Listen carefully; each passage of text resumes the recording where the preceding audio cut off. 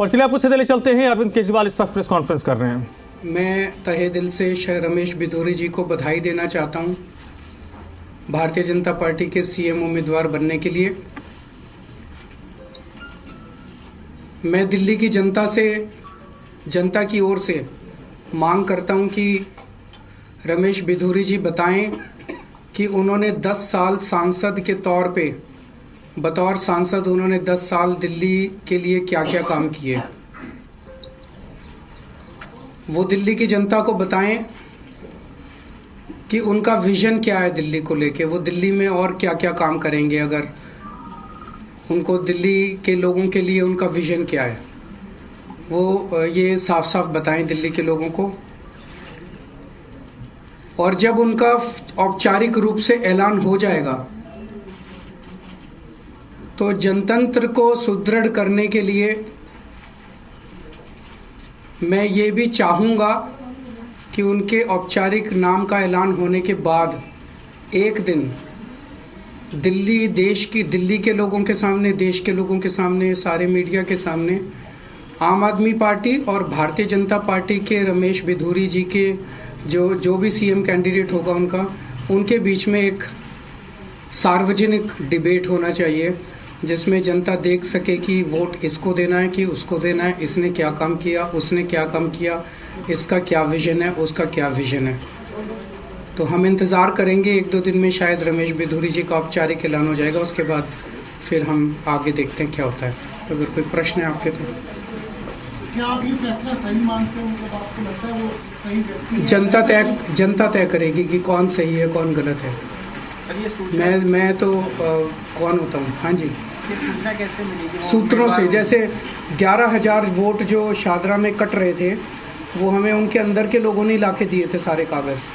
तो उनकी पार्टी में बहुत चाहने वाले हैं हमारे, तो जो हमें अंदर से बताते रहते हैं कि उनकी पार्टी में क्या चल रहा है। सर, अब दिल्ली पुलिस की एक क्राइम रिपोर्ट आई है जिसमें ये किया है कि 2024 में क्राइम किसी भी तरह का हो, खासतौर से संगीन अपराध जो है वो बहुत कम हुए हैं। जनता से जाके पूछ लो, सरेआम दिल्ली की सड़कों पे गोलियां चल रही है, तो रिपोर्ट तो ये कुछ भी लिखवा रहे थे। कमरे बंद एसी कमरे में बैठ के कोई भी रिपोर्ट लिखवा लो। जनता से पूछो कि जनता कितना अपने आप को सुरक्षित महसूस कर रही है।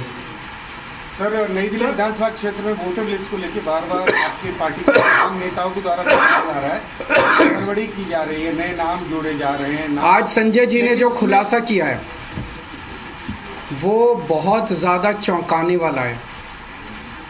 गाली गलौज पार्टी के कई कैबिनेट मिनिस्टर्स और सांसदों के घरों से 20-20, 30-30, 40-40 नए वोट बनाने की एप्लीकेशन दिसंबर के और जनवरी के महीने में फाइल की गई है। ये कौन लोग हैं? अचानक इतने लोग सारे बीजेपी के गाली गलौज पार्टी के सांसदों के घरों में कैसे आ गए? कई ऐसे एक कमरे की झुग्गी, छोटी सी झुग्गी, उसमें 30 वोट बनाने की एप्लीकेशन आई हुई है।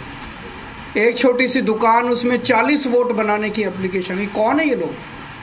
तो जाहिर तौर पे भारतीय जनता पार्टी हार मान चुकी है और जनता के सामने ये भी धीरे धीरे निकल के आ रहा है इस दिल्ली चुनाव के अंदर कि ये चुनाव नहीं लड़ते, ये लोग केवल और केवल बेईमानी करते हैं। इस चुनाव के अंदर इनकी एक एक बेईमानी, हमारे कार्यकर्ता इतने सतर्क थे कि उन्होंने एक एक बेईमानी इन लोगों की पकड़ ली है। पर वो सारी बातें हैं, उस पर भी चर्चा करेंगे। आज तो आप यही जनता को बताइएगा कि रमेश बिधूरी जी जो है वो इनके सीएम कैंडिडेट शायद बनने जा रहे हैं। बहुत बहुत शुक्रिया। चैलेंज कर रहे हैं डिबेट के लिए उनके सीएम फेस के साथ? बिल्कुल चैलेंज कर रहे हैं।